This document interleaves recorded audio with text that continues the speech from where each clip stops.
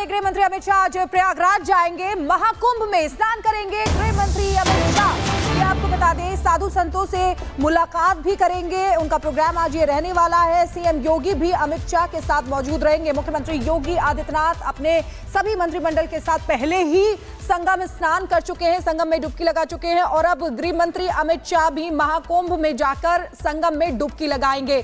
मुख्यमंत्री योगी आदित्यनाथ आपको बता दें कि प्रधानमंत्री नरेंद्र मोदी के दौरे की तैयारियों की भी समीक्षा आज करेंगे। तो गृह मंत्री अमित शाह आज प्रयागराज जाएंगे, महाकुंभ में स्नान करेंगे, साधु संतों से भी मुलाकात करेंगे।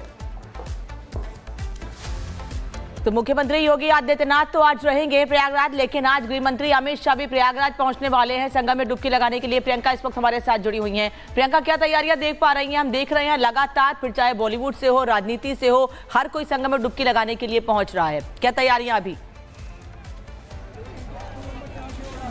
बिल्कुल, देखिए तैयारियों के तौर पे ये है कि पूरी जगह से चारों तरफ से रास्ते ब्लॉक हो चुके हैं। एक जगह से दूसरी जगह जाना एक बहुत बड़ी चुनौती है। बैरिकेड्स लगाए जा चुके हैं, किसी भी वाहन को एंट्री नहीं है। मौनी अमावस्या को देखते हुए भी ये सब तैयारियां की गई हैं। आप देखिए हर जगह रास्ता जो है बंद कर दिया गया। आपसे कुछ देर बाद जब यहाँ पर योगी आदित्यनाथ पहुंचेंगे, उसके बाद केंद्रीय गृह मंत्री अमित शाह पहुंचेंगे और साथ ही वो नोज घाट होगा जहां पर वो डुबकी लगाएंगे। इसके अलावा जो है हनुमान मंदिर भी दर्शन करने के लिए पहुंचेंगे अमित शाह। साथ ही आपको बता दें अक्षय वट पहुंचने का भी पूरा कार्यक्रम है। तो कुल मिलाकर संगम नगरी में 7 घंटे तक लगातार मौजूदगी रहेगी केंद्रीय गृह मंत्री अमित शाह की, योगी आदित्यनाथ की। साथ ही आपको बता दें आज एक बहुत बड़ा दिन है, इतिहास के पन्नों में दिन दर्ज होगा क्योंकि 27 तारीख है और 12 बजे से एक वो बैठक शुरू होने जा रही है जिसमें सनातन बोर्ड की मांग की जाएगी। देवकी नंदन ठाकुर का शिविर होगा सेक्टर 17 में, जहां पर 12 बजे तमाम जो है साधु संत पहुंचेंगे। इसके अलावा महामंडलेश्वर पहुंचेंगे और यहां पर आह्वान किया जाएगा कि सनातन बोर्ड की दक्षिणा चाहिए। किससे चाहिए? उन यजमान से जो इस पूरे कार्यक्रम के 2 मुख्य यजमान हैं, योगी आदित्यनाथ और प्रधानमंत्री नरेंद्र मोदी। इस दक्षिणा के बिना साधु संतों का कहना है कि इस कार्यक्रम की पूर्ति नहीं होगी क्योंकि यहाँ पर यज्ञ चल रहा है, यज्ञ में संकल्प लिया गया है और उसमें महादक्षिणा चाहिए और सनातन बोर्ड से नीचे बात नहीं चलेगी क्योंकि सीधे तौर पर ये कहा जा रहा है कि लगातार जो सनातनियों पर प्रहार होता है, मठ मंदिरों पर प्रहार होता है, उसको बचाने का बस ये एकमात्र तरीका है। दूसरी मांग ये रखी जाएगी कि वक्फ बोर्ड को निष्कासित किया जाए। तो एक तरफ ये कार्यक्रम होगा, दूसरी तरफ केंद्रीय गृह मंत्री अमित शाह यहाँ पर पहुंचेंगे और जगह जगह मंदिरों में जाएंगे, दर्शन करेंगे और आपको बता दें कि महाकुंभ का ये खास पर्व है, इसको लेकर डुबकी भी लगाएंगे, तो उसको लेकर भी खास तैयारियां की गई हैं। लेकिन सबकी जो निगाहें हैं उस कार्यक्रम पर भी रहेगी जब हजारों लाखों की तादाद में देवकी नंदन ठाकुर के शिविर में साधु संत पहुंचेंगे। उन्होंने ये भी कहा है कि ज्यादा से ज्यादा संख्या में लोग आए, अगर बैठने की जगह ना मिले तो खड़े हो जाएं, अगर खड़े होने की जगह ना मिले तो रास्ता जाम कर दें, लेकिन ये दिखाने की सनातनियों की ताकत क्या है। अगर मठ मंदिरों पर कब्जा किया जाएगा तो उसको लेकर कैसे आवाज हम बुलंद कर सकते हैं और कैसे आवाज बुलंद करना जानते हैं ये दिखाएंगे। साथ ही शक्ति प्रदर्शन के अलावा ये भी कहा जा रहा है कि जितना भी चढ़ावा मंदिरों के लिए आता है वो सिर्फ मंदिरों तक ही रहे, वो सरकारों के पास पैसा नहीं जाना चाहिए। इसके अलावा गौ माता को यानी कि गाय को कहा जा रहा है कि राष्ट्र माता का दर्जा मिलना चाहिए। साथ ही काशी मथुरा को लेकर भी उस सनातन बोर्ड की जब बैठक होगी बिल्कुल कई एजेंडा सेट किया गया। प्रियंका, बहुत बहुत शुक्रिया तमाम जानकारियों के लिए। लेकिन एक और बड़ी खबर हम आपको बताते जाते हैं कि अखिलेश यादव को बीजेपी ने घेरा है, नसीहत दी है, यह कहा है कि अब इस पर राजनीति आप मत कीजिए, स्नान करना है स्नान कीजिए, मन के मैल को धोइए, लेकिन राजनीति नहीं होनी चाहिए। सनातन विरोधी सियासत छोड़ें, अखिलेश ये कहना है बीजेपी का। बीजेपी ने कहा महाकुंभ पर सियासत अखिलेश ना करें तो ठीक रहेगा। तो अखिलेश यादव को बीजेपी नेताओं ने नसीहत दी है, महाकुंभ पर सियासत ना करने की नसीहत है, सनातन विरोधी सियासत छोड़ने की नसीहत बीजेपी की तरफ से अखिलेश यादव को दी है। तस्वीरें हम आपको दिखा रहे हैं, संगम में जब डुबकी अखिलेश यादव ने लगाई वो तस्वीरें आप देख पा रहे हैं। बात कह देना बड़ी, देखिए वो बात है कि हर चीज़ में आपको कोई ना कोई, अगर जैसे कहते हैं कि कमी निकालने वाली बात। 60,000 शायद पुलिस तैनात है वहाँ पे और 60 लाख का लोग थे वहाँ पे उपस्थित। तो ये कह देना बहुत, देखिए आसान बात होती है जो व्यक्ति इस चीज़ को नहीं जान रहे हैं कि ये ईश्वर करा रहा है। It is not humanly possible कि आप इतने लोगों को 60 लाख की भीड़ 60,000 अखिलेश यादव जी को अपने गिरेबान में झांकना चाहिए और ये सोचना चाहिए कि एक तरफ आप उंगली उस परंपरा के खिलाफ उठा रहे हैं जो सनातन संस्कृति है, जो सदियों से, सैकड़ों व हजारों वर्षों से परंपरागत ढंग से महाकुंभ आयोजित हो रहा है। उनकी विचारधारा ही नहीं है कि सनातन संस्कृति को पुष्पित पल्लवित होते देखें। हमेशा वो नकारात्मक बातें करके लोगों को दिग्भ्रमित करने का असफल प्रयास करते हैं और समाजवादी पार्टी के डीएनए में तुष्टीकरण है। समाजवादी पार्टी की राजनीति में एक वर्ग को खुश करने की बात है।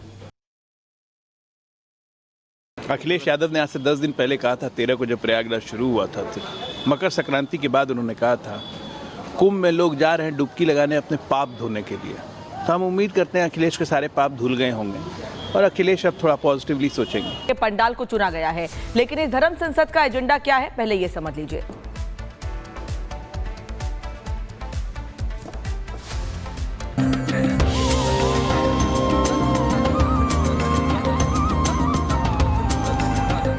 महाकुंभ से हिंदू एकता का नया युग शुरू होगा।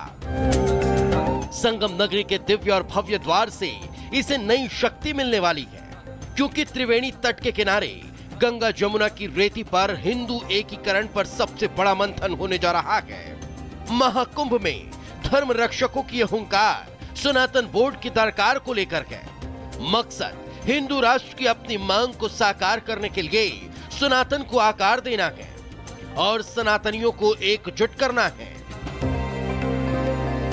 बड़े बड़े संत, महामंडलेश्वर, अखाड़ा परिषद के अध्यक्ष, इन सबसे हमने आग्रह किया है और एक ही चीज कही है कि धर्माचार्यों के माध्यम से इस कुंभ से एक ऐसा मैसेज जाना चाहिए जहां से धर्म और युवा जो पीढ़ी है वो सुरक्षित हो सके। अगर हमसे कोई पूछे तो हमारा मकसद यही है, हमारा धर्म, हमारी संस्कृति, हमारी पूजा पद्धति सुरक्षित हो। सब अपना अपना काम छोड़ करके जितने भी हम संत है, महात्माएं, सनातनी है, सभी 17 सेक्टर में हम महाराष्ट्र के पंडाल में पहुंचेंगे। हमारा प्रयास है जो हमारा बोर्ड हो बहुत सुंदर हो, बहुत स्वच्छ हो, ऐसा हो कि जिसमें सबको भाग मिले। गंगा जी के संगम के इस पावन तट से ये संतों की गूंज उठी है कि अब हम सनातन बोर्ड लेके रहेंगे, लेके रहेंगे, लेके रहेंगे। अब हर हिंदू की डिमांड सनातन बोर्ड है। यही वजह है कि संत समाज धर्म संसद के जरिए सनातन बोर्ड को आकार देने के साथ ही हिंदू राष्ट्र के लिए आवाज बुलंद कर रहा है। महाकुंभ में पहली बार 4 धर्म संसद एक साथ चलेंगी। इसमें गाय, सनातन, हिंदू राष्ट्र के साथ ही काशी और मथुरा की मुक्ति पर भी अंतिम निर्णय होगा। सनातनियों के लिए धर्मादेश के साथ ही सनातन बोर्ड के गठन पर भी सहमति बनेगी। महाकुंभ की सभी धर्म संसद का मकसद हिंदू धर्म की रक्षा करना है। एक तरफ महाकुंभ में हिंदू धर्म की रक्षा और हिंदुओं पर होते अत्याचार को रोकने के लिए महामंथन है, तो दूसरी तरफ बाबा बागेश्वर भी सनातन की पिच तैयार करने पहुंच चुके हैं। बाबा बागेश्वर महाकुंभ के रण से सनातन विरोधियों के खिलाफ अपने रणबांकुरों को तैयार करने वाले हैं।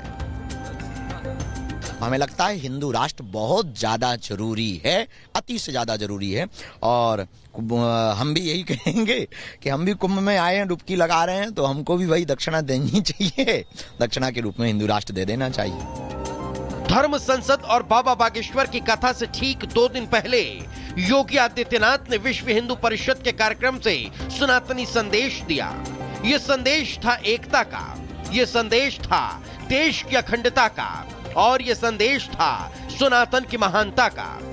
साथ ही सीएम योगी ने चेतावनी दी और कहा, अगर सनातन पर आंच आई तो दूसरे मत मजहब पर भी आंच आना तय है। अपील मेरी होगी, सनातन धर्म को किसी संकीर्ण दायरे में कैद मत होने दीजिए, मत होने दीजिए। उसकी तुलना छोटे छोटे उन बोर्ड और उससे मत करिए। ये बहुत विराट स्वरूप है जी सनातन धर्म का, बहुत विराट स्वरूप है। उस विराटता को बनाए रखे, उसी में की भव्यता है, उसी में दिव्यता है।